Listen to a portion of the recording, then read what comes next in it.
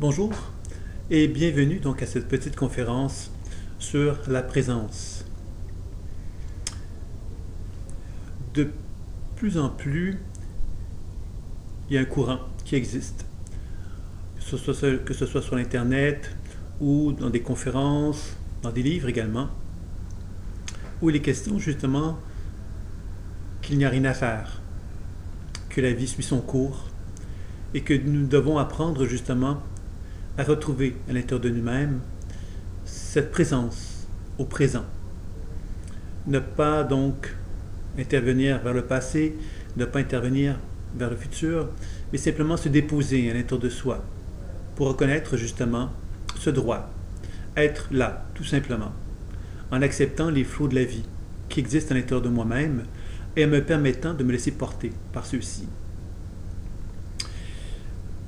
C'est un sujet qui m'interpelle puisque, en tant que thérapeute intuitif, inévitablement, nous sommes portés à voyager dans le passé, à voyager dans le présent et dans le futur d'un partenaire. Et lorsqu'on pratique sur soi-même, inévitablement, il y a ce voyage qui s'effectue.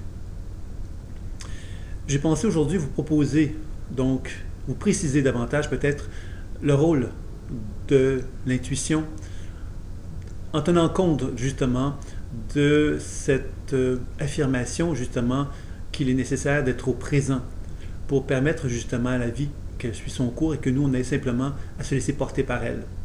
Il faut bien dire que dans les grandes traditions spirituelles depuis le début des temps, il a toujours été question qu'il était important de méditer, de prendre le temps d'être à l'intérieur de soi, d'être à l'écoute de soi et donc de reconnaître ce qu'on pourrait appeler l'illusion de la vie. Cette illusion qui nous laisse croire que notre passé est encore très présent dans notre actualité et que quelquefois même ce passé devient tellement important qu'il ne nous permet plus de voir la réalité telle qu'elle est. Il est vrai aussi que notre capacité à nous projeter vers le futur nous éloigne souvent de notre propre capacité à être en accord avec nous-mêmes, en accord avec ce qui est, tout simplement. Dans la démarche intuitive, il est facilement fréquent que l'on aille voir des thérapeutes intuitifs justement pour, par exemple, nous faire parler de notre passé, pour expliquer davantage notre présent, mais surtout de nous faire miroiter un futur qui va nous donner le sentiment justement que tout ce que nous avons vécu à travers notre vie a un sens et nous permet justement de lui donner encore plus de sens parce que justement, toute cette souffrance que nous avons vécue va nous amener vers un futur qui va être de plus en plus positif, de plus en plus évolutif. Dans les démarches que je pratique, j'ai toujours été très soucieux de faire attention justement, d'amener un client à se projeter dans le futur sans tenir compte de son présent et surtout prendre conscience que dans son présent, il porte en lui une grande somme de souffrance associée justement à ce passé. C'est de là que ça devient important justement cette pratique intuitive, puisque bien sûr qu'il est important de vivre dans le moment présent, d'être à l'écoute justement du silence intérieur qui nous met en contact justement avec la grande vérité, avec la grande éternité pourrait-on dire, qui nous lie justement à l'essence fondamentale de la vie. Par contre, il est difficile de pouvoir justement se relier à cette essence fondamentale de la vie, car à l'intérieur de soi, il y a un brouhaha, il y a un bruit de fond, pourrait-on dire, qui est très très présent et qui nous empêche justement de pouvoir accéder à cette éternité-là, pourrait-on dire.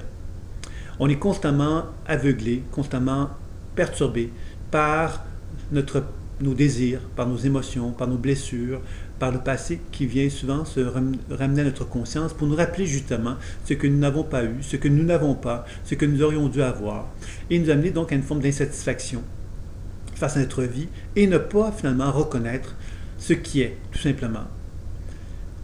Dans la loi de l'attraction, qui est quand même donnée assez à la mode, nous avons souvent entendu dire qu'il était possible d'attirer vers nous tout ce que nous souhaitons. Peut-être qu'il faudrait comprendre une chose. Avant même de pouvoir attirer vers nous tout ce que nous souhaitons, il faut d'abord reconnaître qu'à l'intérieur de nous-mêmes, nous portons en nous des valises, des bagages dans lesquels il y a beaucoup de souvenirs, beaucoup de blessures, beaucoup d'émotions non réglées peut-être aussi. Alors, si on veut justement attirer vers nous des choses qui vont nous apparaître en harmonie avec notre être, il est souvent fréquent de devoir ouvrir ses valises et de devoir faire du ménage à l'intérieur de ceci. Pourquoi? Ces valises, finalement, deviennent en quelque sorte un genre de champ magnétique qui va attirer vers nous. C'est là que la loi de l'attraction s'avère très juste. Elle va attirer vers nous, pas nécessairement des choses positives, mais elle va nous attirer vers nous des éléments d'information qui vont nous obliger, des relations, des situations, des événements, qui vont nous obliger quelque part de faire un travail sur nous-mêmes. C'est-à-dire que ces valises que nous traînons avec nous, quelque part tout au long de notre vie, nous allons être confrontés à des événements de la vie qui vont nous rappeler justement que nous avons attiré vers nous ce que nous n'avons pas réglé à l'intérieur de soi. Donc, quand on n'a pas réglé quelque chose, qu'est-ce qu'on fait? Mais inconsciemment, on va le nourrir. Par exemple, si je me sens victime, mais inconsciemment, je vais nourrir cette victime en moi sans que je le sache, sans que je le veuille vraiment. C'est-à-dire que la blessure va amener une certaine force énergétique en moi qui va se concentrer dans cette direction-là. Donc, inconsciemment, je vais construire en quelque part un genre d'aimant qui va attirer vers moi des situations qui vont m'obliger donc de faire face à cette émotion de victime et de devoir faire un travail pour pouvoir m'en libérer. Donc, la loi de l'attraction, finalement, est une belle façon, quand on se dit, par exemple, de vivre le moment présent, c'est peut-être de devenir conscient que nous avons une certaine responsabilité dans ce moment présent-là. C'est-à-dire que tous les événements de notre vie nous confrontent à devoir constater qu'ils se produisent pour une raison. Cette raison, quelle est-elle? C'est simplement qu'elle nous rappelle justement que nous avons présentement des valises que nous traînons avec nous et que ces valises-là, il est nécessaire peut-être de les ouvrir pour pouvoir simplement se dégager, je dirais ça comme ceci, de ce surplus de poids, pourrait-on dire, qui se trouve dans nos valises et nous permettre de nous dégager. On peut imaginer ici que si ces valises se dégagent, qu'elles deviennent de plus en plus légères, que nous sommes de plus en plus libérés de notre passé, nous allons pouvoir actualiser notre présent et également commencer à regarder quel est notre potentiel futur. C'est là que la loi de l'attraction devient intéressante, puisque, évidemment, on commence en ayant ce poids léger en état de soi, on commence vraiment à pouvoir constater que notre pouvoir de visualisation, que notre pouvoir de la pensée devient en quelque sorte véritablement un être créateur qui est capable d'attirer vers lui tout ce qu'il souhaite et tout ce qu'il désire. Donc, vous comprendrez ici, évidemment, que lorsqu'il s'agit de dire, bon ben voilà, il faut laisser faire, laisser la vie se manifester d'elle-même, il n'y a rien à faire, on est tout simplement là, etc. Bien sûr que je suis d'accord avec cette réalité-là. C'est bien évident qu'on doit développer ce que j'appellerais le lâcher-prise. Le lâcher-prise, c'est une position dans laquelle on reconnaît les événements de notre vie se produire à soi. On les reconnaît comme étant des messagers qui sont là pour nous enseigner quelque chose. Donc, le lâcher-prise consiste à ne pas se mettre dans une position de victime, à ne pas se mettre dans une position où on a l'impression, quelque part, que la vie nous en veut, mais de comprendre au contraire que la vie a énormément d'amour pour nous et que si elle manifeste à nous ces événements-là, c'est qu'elle souhaite justement que l'on dénoue les nœuds émotionnels qui sont en soi pour accéder justement à une vie de plus en plus harmonieuse et de plus en plus équilibrée. C'est alors qu'évidemment qu'on comprend vraiment le sens justement de vivre dans le moment présent. Puisque vivre dans le moment présent, c'est de comprendre justement que tout ce qui se passe dans notre vie est simplement quelque part dans notre vie présente, est simplement un reflet de ce qui anime notre être et de ces bagages que l'on traîne avec soi. Et que si on commence à prendre conscience de cela, on commence justement simplement dans notre moment présent à porter un regard différent sur nous-mêmes. À se rendre compte justement que tout ce qui pourrait entraîner une forme de victimisation, tout ce qui pourrait nous amener à une forme de jugement face à la vie, ou de jugement envers soi-même, etc., etc. On constate progressivement que tout cela est simplement une façon de fuir justement ce que la vie nous demande de faire. Ce que la vie nous demande de faire, c'est simplement de se tenir debout devant elle, en l'accueillant, les deux grands bras ouverts, et en acceptant justement qu'elle nous apporte une certaine dose énergétique, qui peut des fois nous bousculer, qui peut des fois nous déranger, mais qui nous oblige à porter un regard en état de nous-mêmes pour commencer justement à être de plus en plus en harmonie avec soi.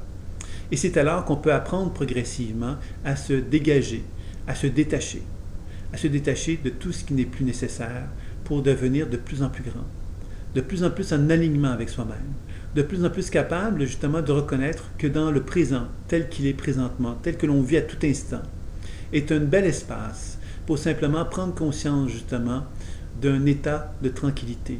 cet état de tranquillité, c'est le témoin. C'est le témoin qu'on le retrouve dans toutes les grandes pratiques spirituelles et dans toutes les grandes pratiques intuitives, j'ajouterais aussi. Puisqu'un bon thérapeute intuitif doit bien avoir développé cette position de témoin. C'est celui qui est capable de prendre une distance pour observer ce qui se passe en lui. C'est celui qui est capable d'observer sa circulation énergétique, qui est capable d'observer ses pensées, d'observer ses émotions, qui est capable justement de leur tendre la main à chacune de ces facettes-là, pour apprendre donc davantage à être en harmonie avec soi, se sentir de plus en plus unifié, de plus en plus dans un état de paix et de tranquillité, de constater justement que cet état de paix et d'harmonie nous permet de voir de plus en plus grand et d'une façon de plus en plus alignée avec notre être profond. Alors, c'est un peu ce que j'avais comme message à vous transmettre sur cette petite conférence qui est un petit peu comme une idée comme ça que j'avais envie de vous partager. Et donc, j'espère que ça va faire son petit bonhomme de chemin, comme on dit. Alors, si vous souhaitez évidemment connaître davantage sur mes activités, alors évidemment, vous pouvez toujours jeter un petit coup d'œil sur le site de l'écoute imaginaire, donc www.écouteimaginaire.com. Alors ce site va bientôt, effectivement, on va bientôt lancer un nouveau site en fait, qui va s'appeler thérapie-intuitive.com, thérapie au pluriel, trait d'union, intuitive au pluriel.com. Alors, ce site est en ligne présentement et il va progressivement donc être de plus en plus complet. Il va y avoir un calendrier, il va y avoir plein d'autres activités qui vont s'ajouter. Mais c'est un site qui est en partie justement donc accessible présentement.